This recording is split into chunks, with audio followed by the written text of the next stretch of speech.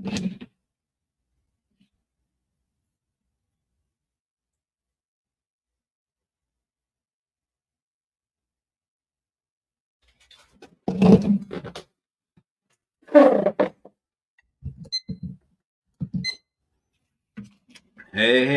welcome to the hot take today. I'll be doing hot takes in between my masterclass. It's a nice way for me to flesh out content and see how things land. I'm going to be dissecting primarily the 1 second model because the 1 second model is where it all happens. There's actually different phases, and I'll talk about that a little bit. But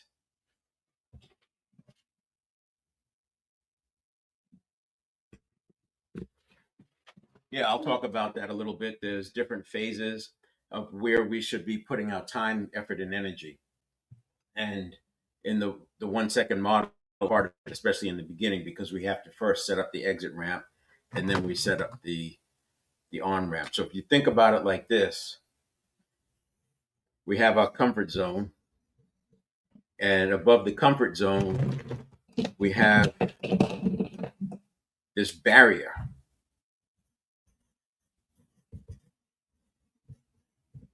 And above that barrier, we have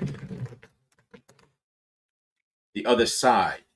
And when we get to the other side of this, let me fix this focus. Where is my focus? Autofocus. Glad I looked at that.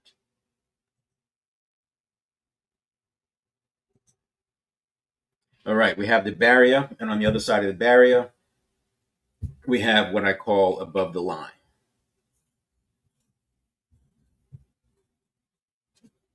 So if you think about it like this, the barrier is all the stories, the habits, the limiting beliefs, all of the noise that gets in the way. Every time we attempt to rise above it, we often get knocked back down by these different things that happen to us.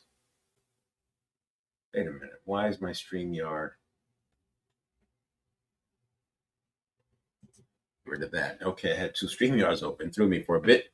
Now, what we're going to talk about is if I flip this on its side and you think about going from here,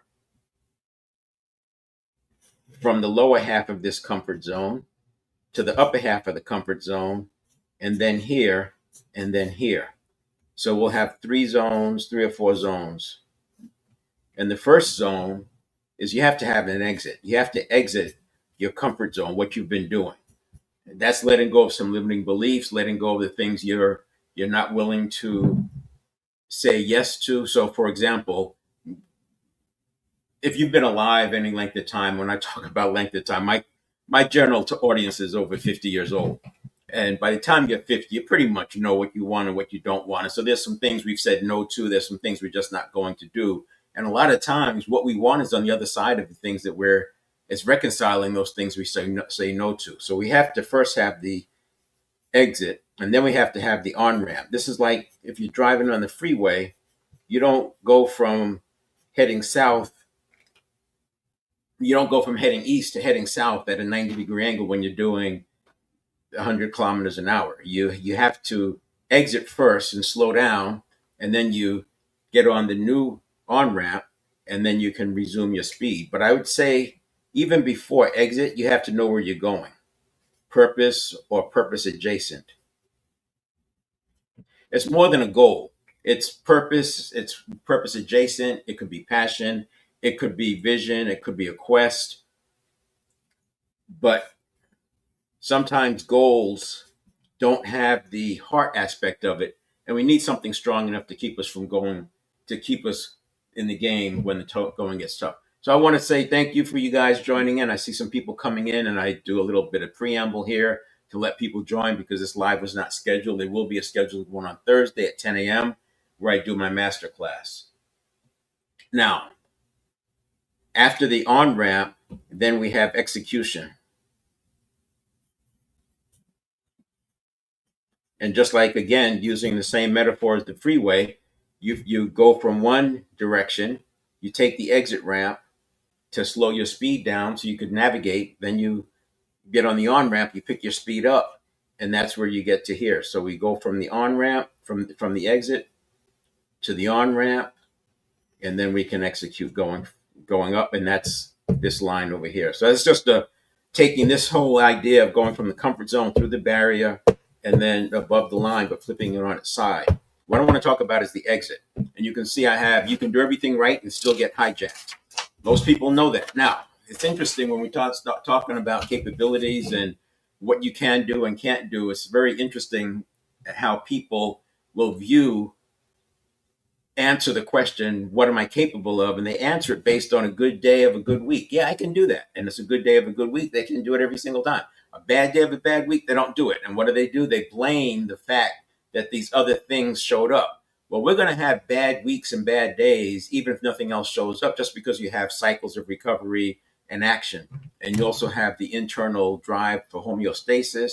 There's a lot of factors going on, right? And you can't predict everything. You can't get ready for everything. And what I'm going to talk about today, the biggest obstacle we have during the exit phase. So this is exit. I'm talking about the exit ramp. We've already decided, I'm assuming we've already decided what we want to do. So now this is the exit ramp. The biggest thing you can do on the exit ramp is resolve your reactivity. Now you can see you can do everything right and still get hijacked. Thick skin isn't about being tougher. It's about breaking your reactivity habits. That's what I'm talking about there. We want to break the reactivity habits. Now, what is a reactivity habit? There's three kinds. Yeah, three kinds of reactivity habits.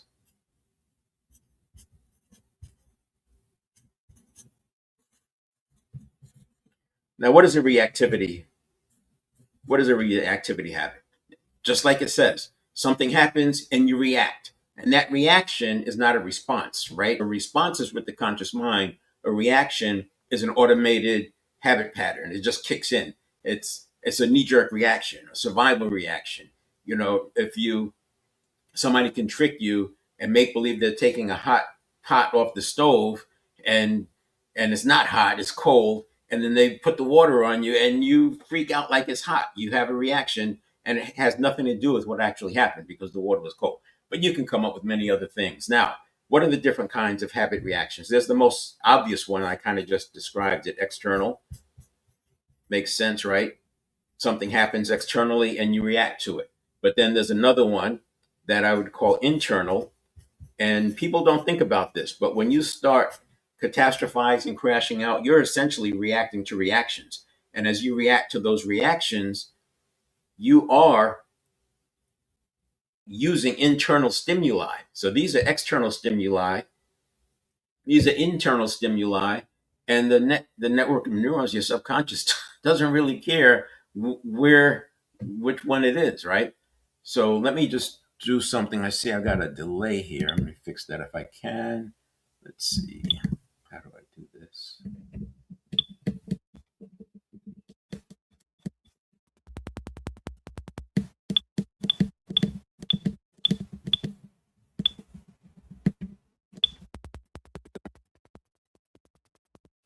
Okay. Now, we have external stimuli and we have internal stimuli. And I can't really fix your external and internal stimuli today in a live event because I don't know what they are. We have to have some interaction, but you probably know what some of them are. But we can talk about concepts. But the ones we can fix today in a live session is cognitive biases.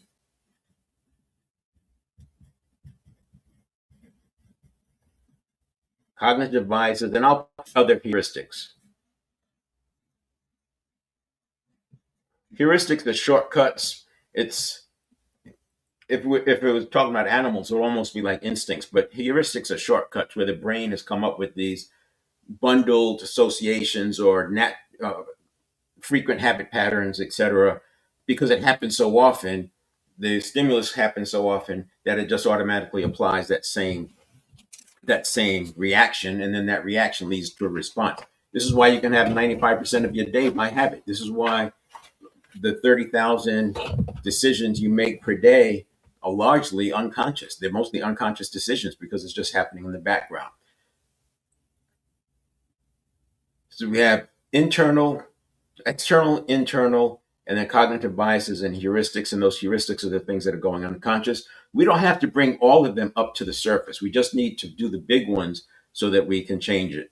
Now, let's take a look at this, what's happening with the reaction.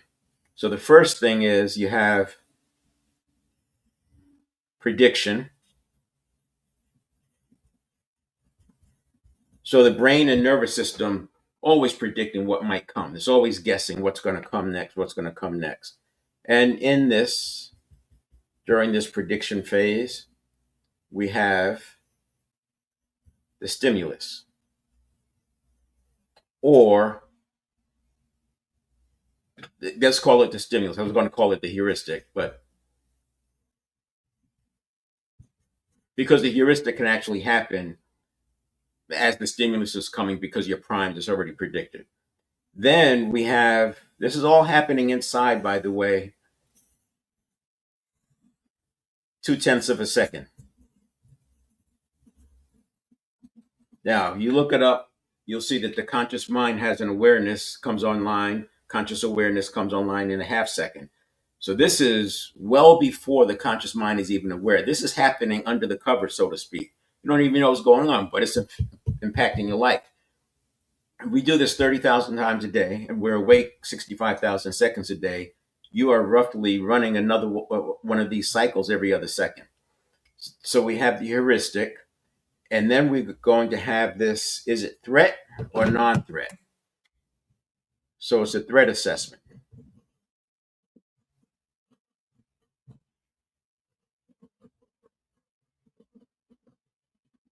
And I'm not using pure neuroscientific terms. Neuroscience will tell you that everybody's first 0.2 of a second is a little bit different. It's not really that everybody's is different. It's that depending on your learning, your conditioning, etc., how you respond to certain things will be completely different than how somebody else responds to them. That's why one size doesn't fit all. But in that first 2 seconds, it's called initial detection. It includes the prediction and it includes your initial detection. This is what I call readiness. This is your readiness zone. And in the readiness zone, you're doing your threat assessment. And the next one over here is urgency. Now, if urgency is high and threat is high, you can imagine you're going to have an appropriate reaction. That's a high reaction. It's going to be a very aggressive reaction. But here's what's interesting. If you think about threat as low, medium, and high, let's just take threat first. We have low, medium, and high. Now, on a threat, if it's high, that to me is life and death, right? So high is, this is life and death.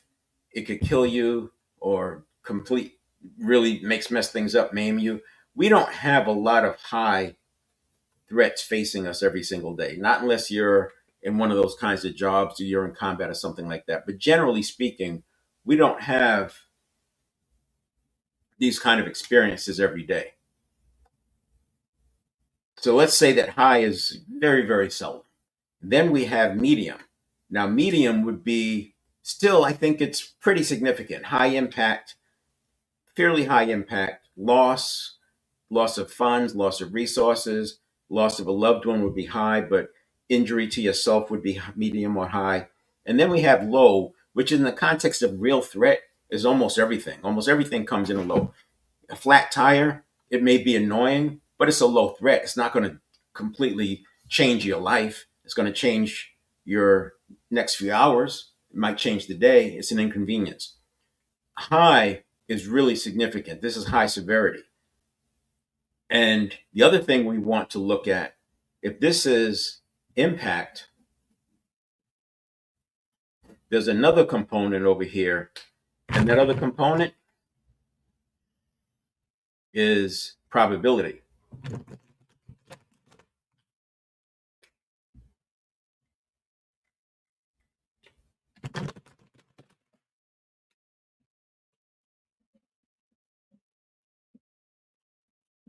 And if you have now, probability can be high, it can be medium, or it can be low. If you are in a mindful state, things are going well, a meditative adjacent state, you can see that a kind of a benign general stimulus could come in as low or medium on the impact and a low or medium in the probability. And this is where it gets into neuroscience saying everybody's different, it's not predictable, which is a fact. But imagine if you were high stressed, low coherence, high chaos, high rigidity, not mindful, very agitated. Your prediction is that everything's going wrong that day. You're already primed for problems. You can see where that same exact stimulus could show up as high impact and high probability. If that's the case, now you're carrying another level of stress. And remember, so we're talking about there's three things that happen here. This is just in that first two tenths of a second. We have to first see, is it a threat or non-threat? So if you're stressed out, a neutral thing comes in as a threat. If you're calm and mindful, the neutral thing comes in as a low threat. This is high, the other one is low. But then when you get into urgency, think about this. And I'll use a tiger because we evolved from hunter-gatherer, right? If the brain is 300,000 years old, hunter-gatherer brain, and you consider that there are still hundreds of thousands of people on the planet living as hunter-gatherers, but still another roughly 2 billion people don't have electricity. They are still living mainly agricultural type lifestyle based on the sun, getting their daylight from the sun or from fire. And when the sun goes down, it's dark.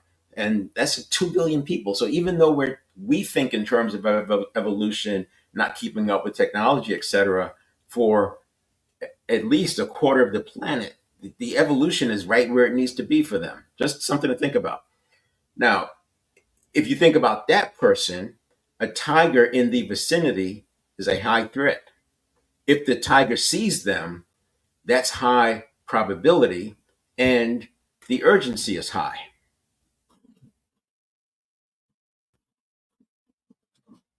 So now we have two dimensions, and one of the dimensions has two different factors in it. So now we have urgency high, medium, and low. If it's benign for us, because we're not facing tigers, and we have a low impact, low probability, or low threat, low probability, and low urgency, meaning it's not urgent, you're not going to get stressed out. You're not going to have that kind of a reaction. So the first sale I am making here, the first case I'm making is that most of the time we may be reacting to things that are not necessarily high, high, high, but our reaction may suggest that they're high, high, high. If going back to the tiger, if the tiger is in the neighborhood, that's a pretty high impact.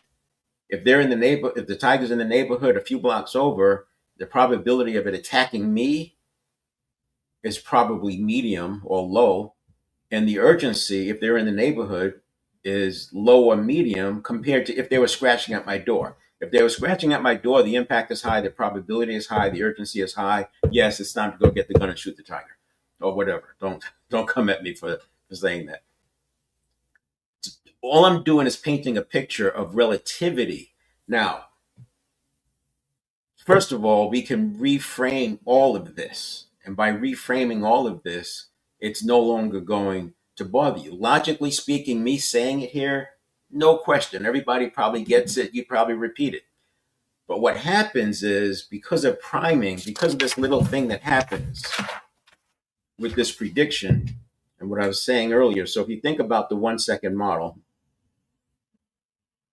the 1 second model starts at t minus 100 milliseconds because this is the pre-listening. We got the pre-listening phase, and then we have, let's say this over here is about a half second. So it's a little bit slipped over, right? Because this is where the stimulus happens. Stimulus happens 100 milliseconds in. So now the next, we have the three zones. We have readiness, we have orientation,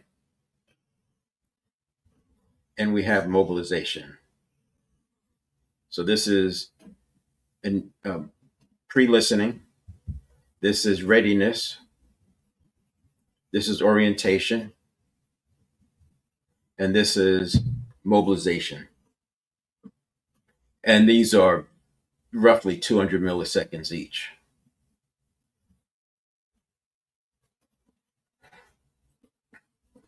And here, pre-listening, highly susceptible to priming.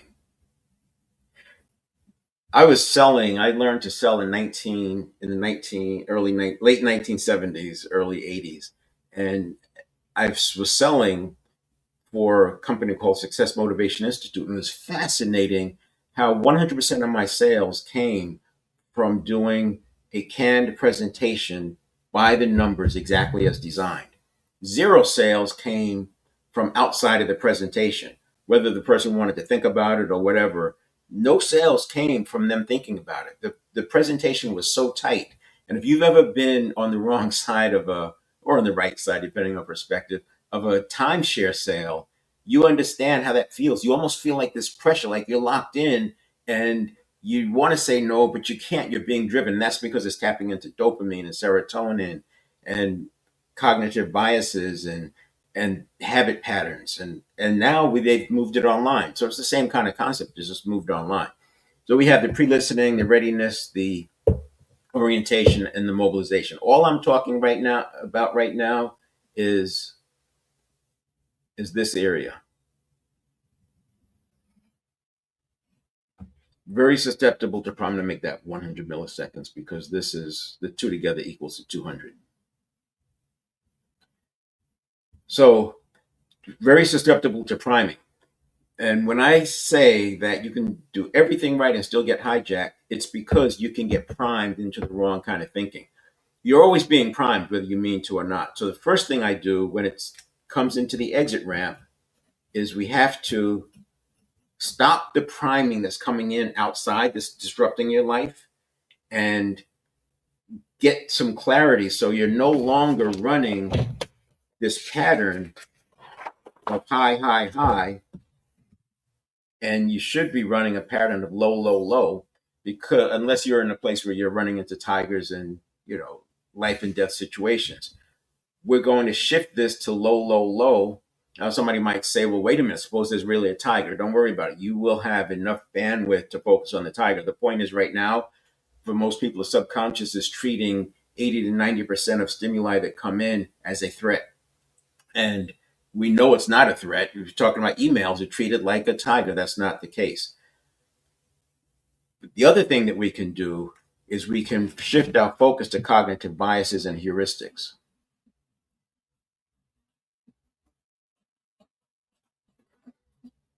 On the website, 7stepreset.com,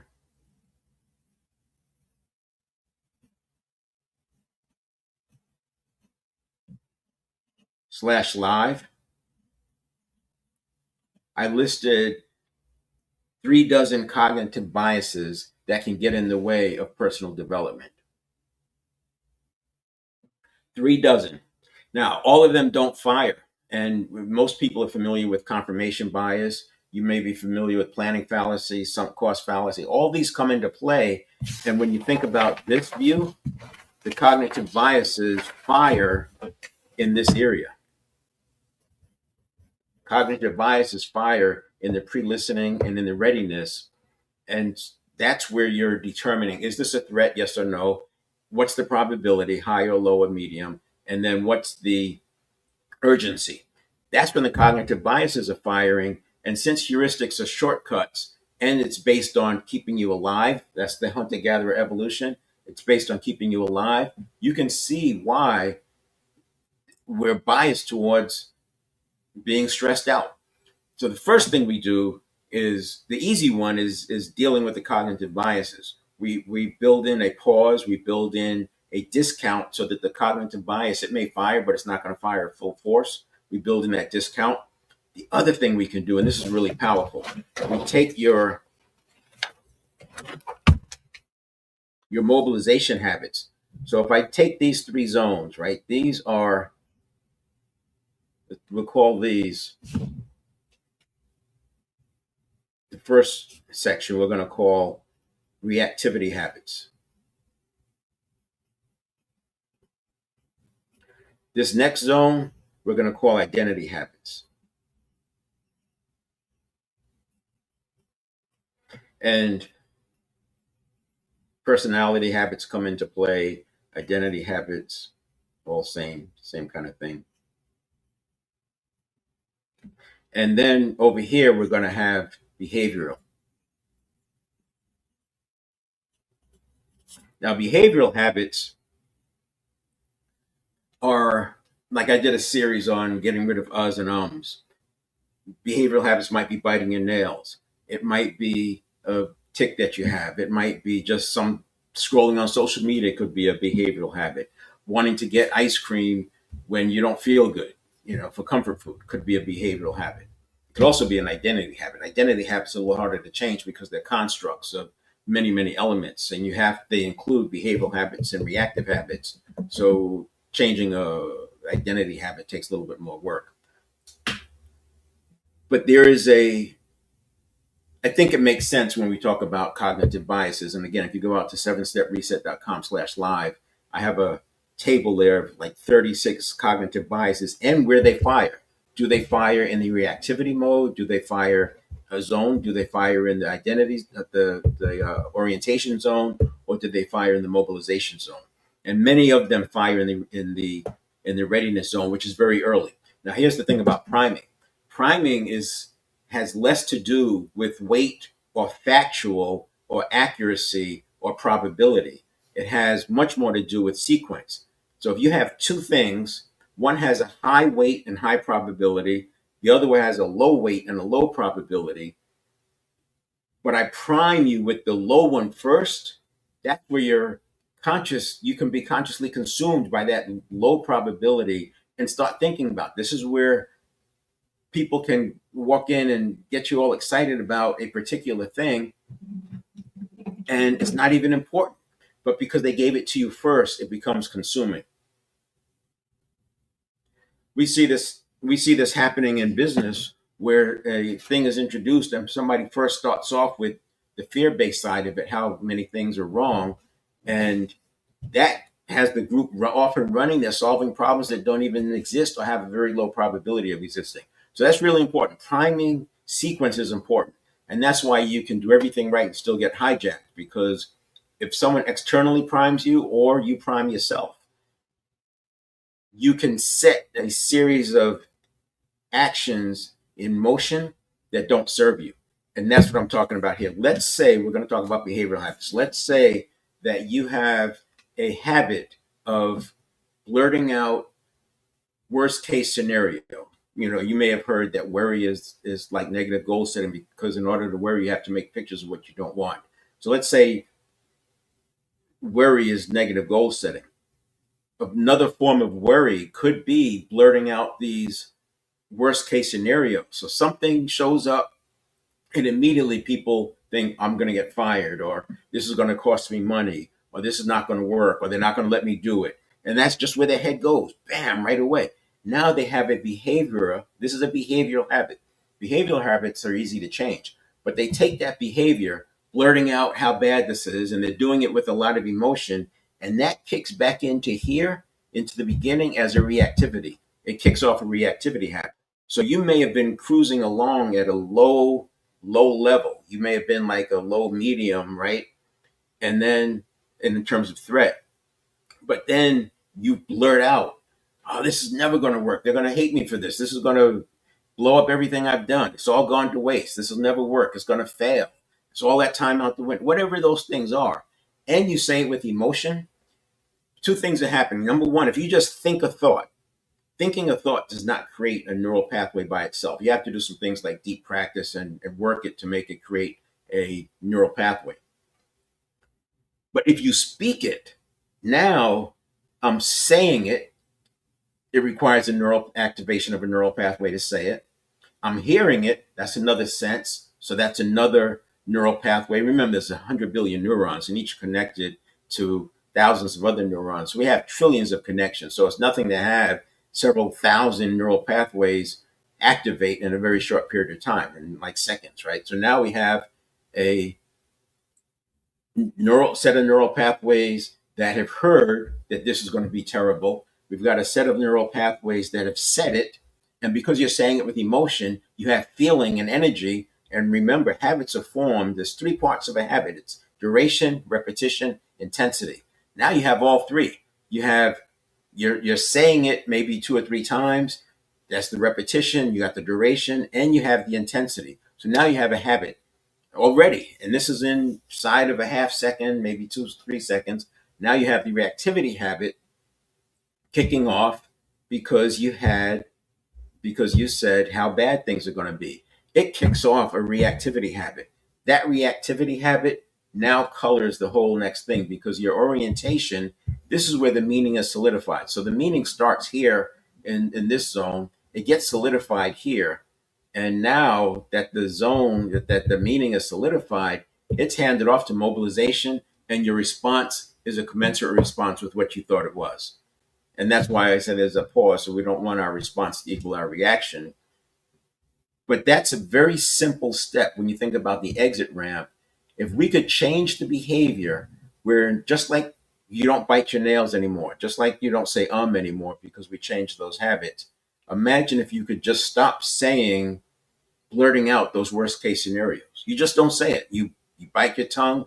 Now we don't have the verbal neural pathway, we don't have the listening neural pathway, and we don't have the emotional neural pathway connected to it. So we lose that association, and we're more likely to have an even keel start.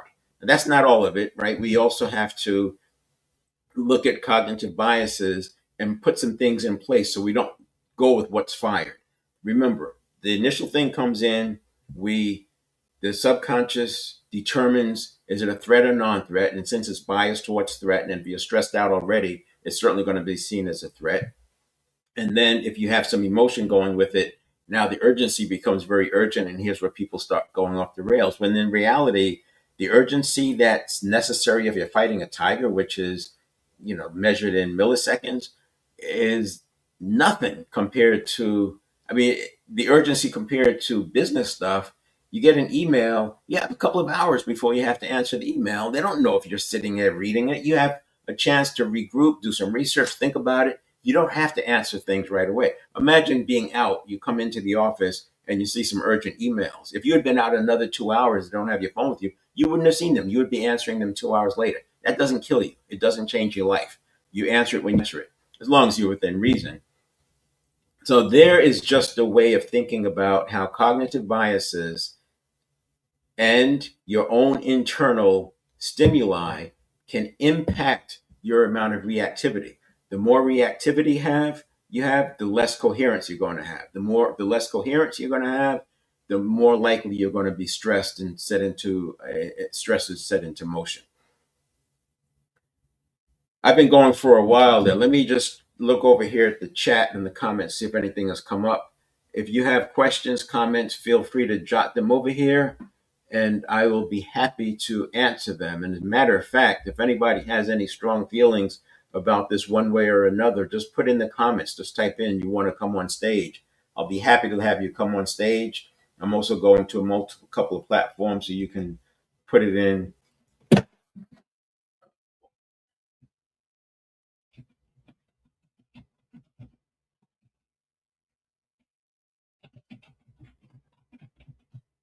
So I'm putting in there, you can invite yourself on stage. And if I see a new message came in. Let's see, you're welcome to come on stage. We're going to have a real conversation. I love talking about it in real terms rather than hypothetical, because it's so easy to understand when you see it applied. This is applied neuroplasticity. Less than 1% of the people actually understand how to apply neuroplasticity. That's why I'm doing these free trainings. That's why I'm doing the weekly masterclass Thursday at 10 a.m. on this same channel, Transformation After 50. You'll be able to see it here, but you'll also be able to see it on Facebook, Dynamics of Neuroplasticity, and on YouTube, Dynamics of Neuroplasticity. This is where I unpack neuroplasticity, and mainly for coaches and practitioners, but anybody can benefit from it. If you are interested in changing habits or changing the outcomes that you're receiving. All these things that you've been trying, whether it's law of attraction, vibration, energetics, visualization, affirmations, incantations, nothing against those, but those are indirectly going at neuroplasticity. Neuroplasticity goes at it directly. So feel free to, like I said, invite yourself to come on stage. I'll see that come in, or just ask questions and I'll respond. Otherwise, I will talk a little bit more to summarize. I'll summarize this. Again, I'll be going live on Thursday, 2 days from now, at 10 a.m. Pacific time. So we have the 1 second model.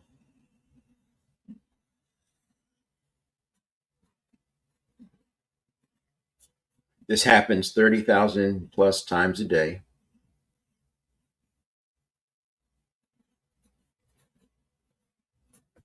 We make 30,000 decisions a day, and most of those decisions are unconscious, and that's why this stimulus reaction response cycle is happening 30,000 times a day.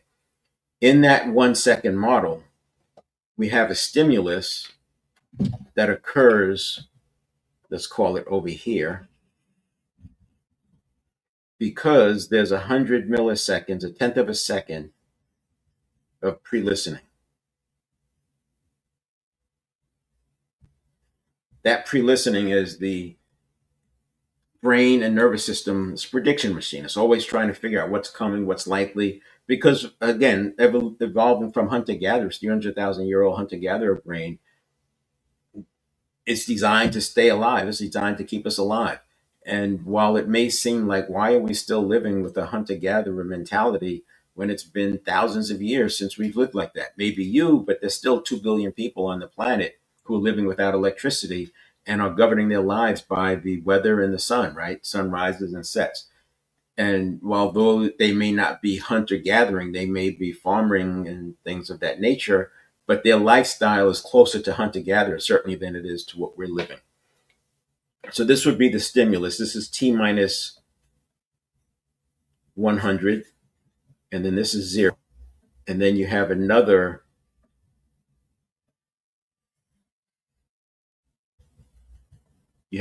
zone here. So this whole thing is 200 milliseconds.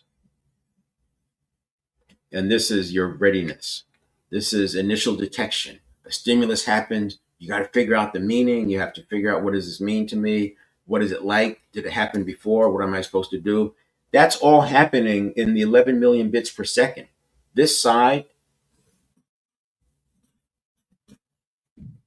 is processed at 11 million bits per second. This side processes at 50 bits per second. This is the conscious mind. This is the network of neurons. This is happening super fast in that first, which is why priming is so important.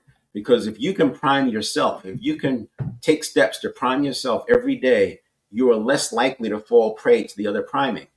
Not because your priming is better, it's earlier. Priming, it's more important. When does the priming show up? That's much more important than the weight or the accuracy of the priming. So you can easily be primed with a lie and go down a path long before you recover. This is why conspiracy theories take hold. This is why, using conspiracy confirmation bias. If you hear something that's from a source and undeniably true, you then assume that this is a credible source, and the fourth thing you accept without any question at all. This is how you can convince people to believe things that have no truth in them at all.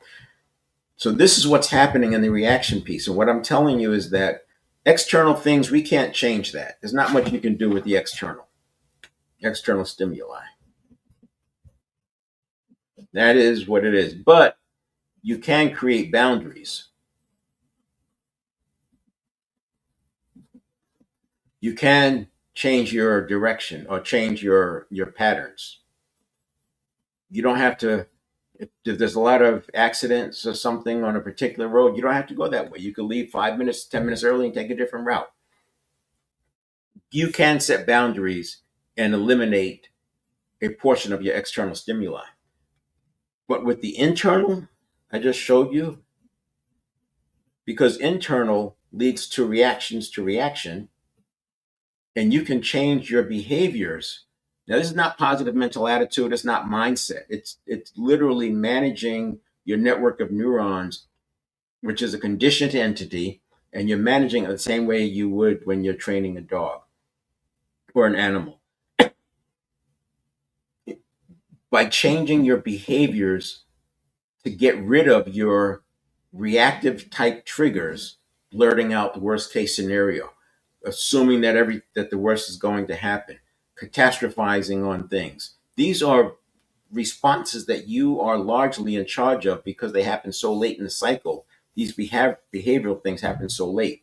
And then the other one is cognitive biases. And I mentioned, if you go out to the website, 7-Step Reset, that's with the digit, 7stepreset.com.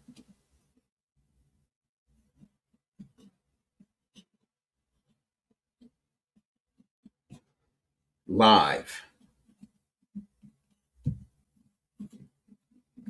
I have a section on that page that shows 3 cognitive biases, where they fire, and a little bit about what you can do to stop it. That's out there for coaches and practitioners, so they could help. It'll help them to manage situations, real time situations. But cognitive biases are the other one, and I'm telling you that we can change the impact of cognitive biases and heuristics. Heuristics being mental shortcuts. You can take these and proactively limit the impact. And this is what I talk about. We first need an exit ramp. So I'll go back to the first page where it started, and